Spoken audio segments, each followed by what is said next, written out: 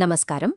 ఈరోజు మనం Charles Dickens రాసిన అద్భుతమైన నవల ఆలివర్ ట్విస్ట్ లోని ఒక హృదయ విదారక ఘట్టాన్ని చూద్దాం. This story was born from the personal trauma of its author, Charles Dickens.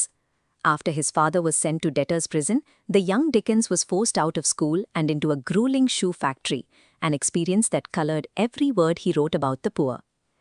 Dickens's memories pull us into the grim, fog-covered streets of Victorian London. This is the world where our story begins. Through these streets, a terrified orphan named Oliver Twist is led to a massive, cold, dark building. He clings to the gold-laced cuff of Mr. Bumble, the parish baden, as they enter the gates of the local workhouse. The workhouse operates as a machine for misery. Instead of offering sanctuary, every rule inside these walls is engineered to punish the very poverty that brought Oliver here. Within 15 minutes of his arrival, Oliver is dragged into a large whitewashed room to face the board. As seen in this illustration, he stands nervously before 8 or 10 fat, wealthy gentlemen seated around a long table. These men believe the workhouse serves as a regular place of public entertainment for the poor. In their view, the inmates receive free meals and lodging all year round, enjoying a life of all play and no work at the public's expense. To fix this perceived problem, the board decides that the poor should be given exactly two alternatives: starve quickly outside the workhouse, or starve gradually inside it.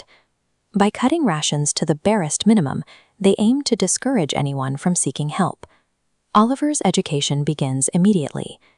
The board orders him to start picking oakum, untwisting rough old ropes, at 6 o'clock the next morning. That night, he is hurried to a large ward to sob himself to sleep on a hard wooden bed. Oliver's entire fate is now controlled by men who view his very existence as an inconvenience to be managed through deliberate cruelty.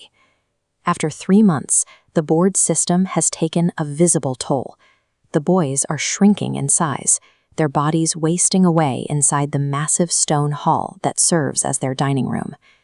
Their survival is reduced to a strict, meager diet: 3 tiny basins of thin gruel every day, with a single onion twice a week. The starvation drives them to the brink of madness.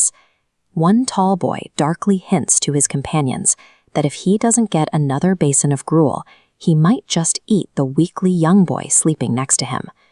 The boys take the threat seriously. They hold a secret council and cast lots to decide who must walk up to the master after supper and ask for more food. The lot falls to Oliver Twist. Oliver Twist is acting out of desperation rather than heroic bravery. He is a terrified child, physically propelled toward the master by the collective misery of his starving companions. Supper ends in an instant. The meager rations vanish, and the boys begin to whisper and wink at Oliver. His neighbors nudge him, forcing him to move. Silence fills the hall as Oliver walks toward the healthy, fat master. Holding his empty basin, he stands before the man representing the workhouse system.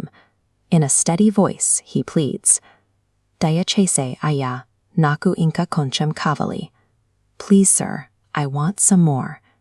In this single, terrifying moment, a child's basic instinct to survive shatters the entrenched rules of the Victorian class system.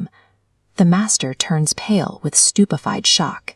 He shrieks for the beetle and aims a violent blow at Oliver's head with the heavy metal ladle. Mr. Bumble bursts into the board's meeting in a state of high excitement.